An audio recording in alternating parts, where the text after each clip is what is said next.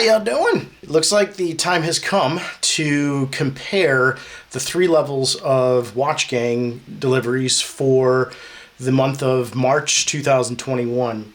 I'm going to show you these watches in the order I received them and give you my feedback as to why I think this has been an awesome month and why I feel Watch Gang is absolutely delivering on what I want to gain from this experience. So let's get into it. The first watch I received, I was not very impressed with. It is from their original collection, but this watch, believe it or not, still taught me something that I didn't really realize about watches. So this is from Pure Dial's Square Legacy collection. It's listed as Square Legacy Brown Silver. It is, again, not something I would have bought for myself, but it still gave me a benefit, and I'll explain why. So in looking at Pure Dial's site, I started realizing something about watches. Number one, most of their watches use movements, the internal mechanisms that were developed by Seiko. So even though this is not a watch I would necessarily buy for myself, it gave me a reason to start looking at their website, start looking at the manufacturing and the creation of these watches, and really start to understand how this watch came to be. Who's the guy behind this, and how does this watch actually exist? I know he didn't sit in a lab and fabricate all these movements. I know he's not a mechanical engineer. So how did it actually come to be that this watch was dreamt up by some guy and now it exists? And part of what I've learned from that is because a good chunk of this comes from movements that have already been well established in the industry. And that might seem like common sense to people who are kind of in the know, but I wouldn't have really had a reason to know any of this or have an appreciation for what that design process was had it not been for Pure Dial and more specifically for Watch Gang. So I still think it's a cute watch. This was part of their original tier, and I think the original tier costs all $50. And according to their website, this watch retails, the suggested retail price is $250. So online, there are some sales of this going for $100 plus on eBay. So you could double your money if you were to sell this watch. But again, I think it was successful in giving me, like I said, an appreciation for a part of the watch industry and the design process that I would not have otherwise understood. So next brings us to this Greyton watch. And again, there's many aspects of this. This is from their platinum tier.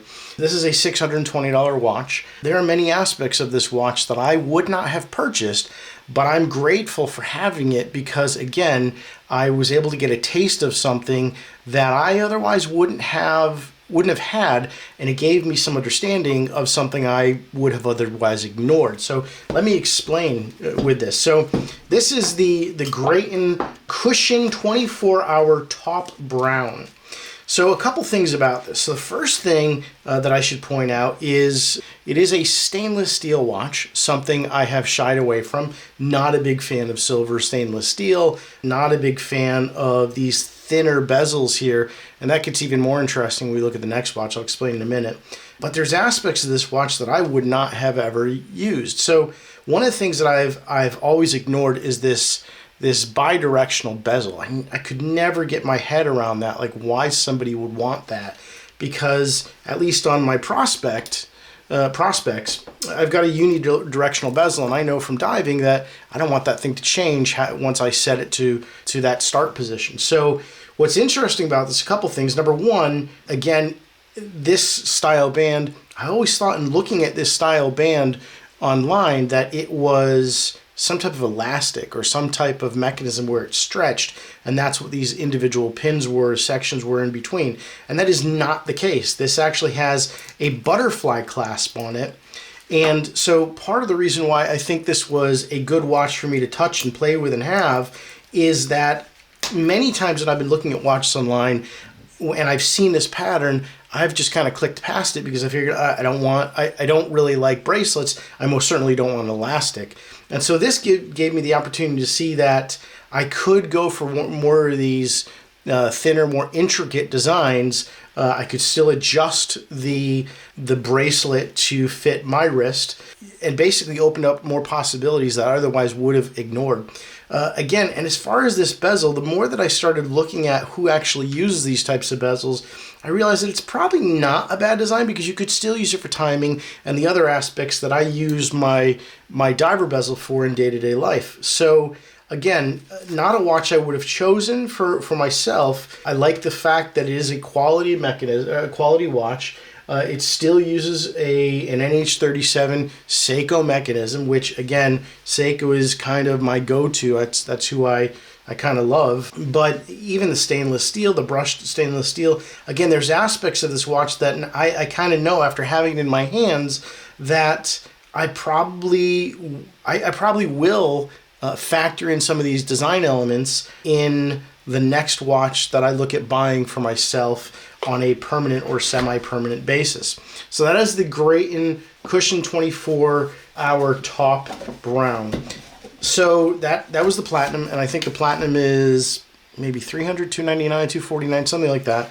Again, not a bad watch, just not something I would have picked out for myself if I was just normally shopping. But I think the star of this month really is this black membership. This, again, Salor, I don't know what it's called. This came in a little bit late, and so I didn't post this video until actually in April, even though it's the March mailing for me. But again, there's aspects of this watch that I would have ignored. So number one, I don't have any dress watches. I don't have anything really with a leather band on it anymore. And so I'm kind of glad this one arrived. There's a couple things about this I would have ignored. So I sound like I'm really pretentious or elitist, and I'm not. There's certain things I like and certain things I don't. So one of the things I have never really liked are quartz movements. I don't like the idea of depending on a battery that could burn out in the middle of the day, or I don't want to have to worry about unscrewing the back or finding somebody to replace the battery, especially if I'm out of touch for a couple weeks, or usually out of touch, but out of pocket for a couple weeks. So I got to be honest, having played with this for a little bit, having used it, I have had a reason to look at the Seiko quartz movements.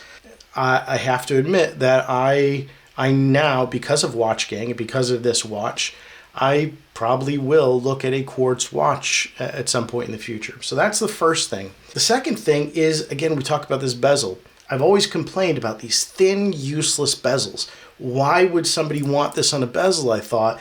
Are you pretending to be a diver? Are you pretending to be somebody that you're not?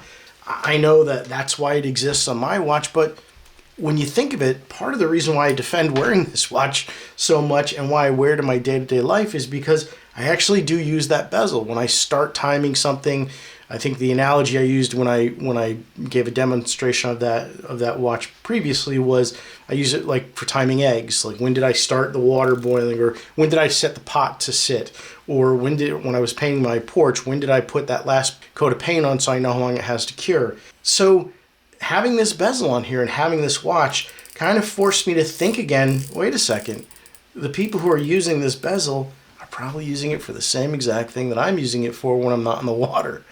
And so I have to admit, my eyes have been opened a little bit more, and I may include this feature on a watch in the future, even if it's not a diver.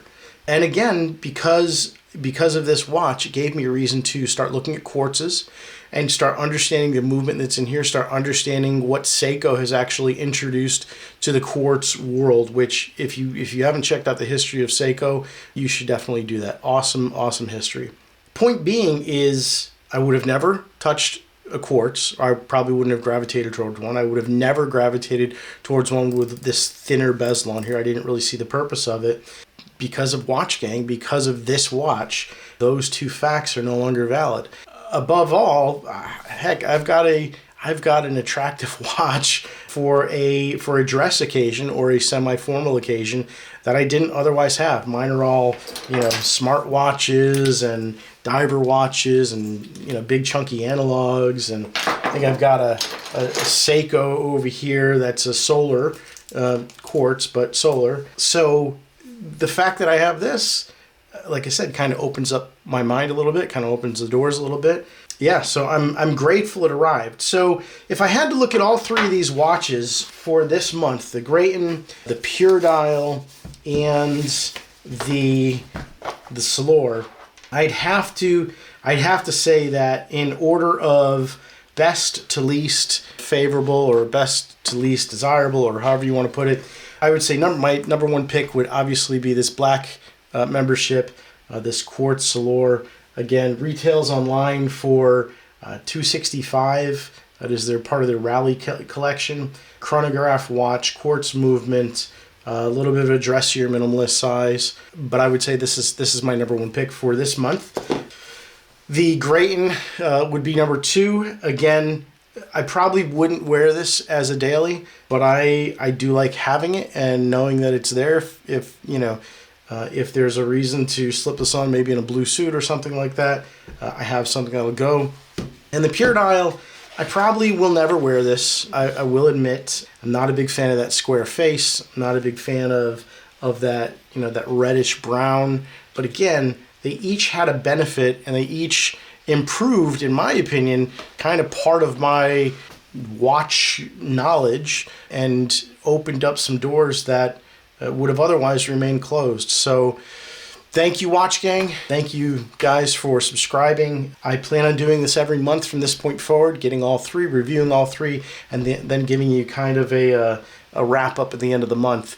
I hope this video helps you. Join Watch Gang. There's a link below where you can get, I think it's 20% off or something like that for your first month. But great company, great experience, great watches, even these smaller, original tiers.